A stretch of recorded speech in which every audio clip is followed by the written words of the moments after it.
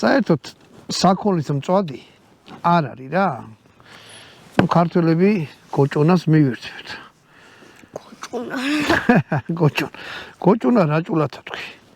რაჭაში მოფერებით ეძახიან, ტკბილი ხალხია რაჭოლები და მოფერებით ეძახიან. შენ იქნები დათუნა. მე ზურიკელა ალბათ. დათუნიკა, დათუნიკა. სახში რატომღაც მაგას ეძახიან. მოკლედ, აი შეხედეთ. აი ესეთი რამე უნდა მივიღოთ. ეს რავი, შეგიძლიათ რამე დაამზადოთ, პირდაპირ შეწვათ. მოკლედ, ეს ამ ამბავში აღარ გამოდგება რა.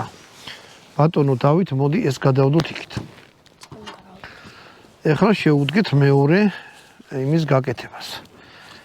ხო და ძალიან სუპერ მწვადი უნდა გაგიკეთო რა. საქონლის ხო არ გიჭამია, ნაღდი ვიცი არ გიჭამია, იმიტომ რომ მე შენთვის არ შემიწვია და მარტო არ ამგონია რომ მას ჩააფრინდე, ხო ეგრეა?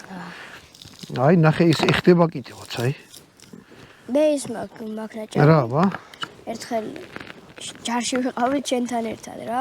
ძალიან პატარა ვიყავი და გოჭი ღორის მწვადი მაჭავენ. ქათმის. გეშტაბის სასადილოში. აჰა, მიირთვი? აჰა, შენ საკაცო. ძვლები თქვენ შეგხვდებათ, ასე რომ ძალიან მაგარ ადგილას ვარ ნავყოფი. ჰა? ვარა, ფეხმა გაუარა, ხო? ძალიან მაგარ ადგილას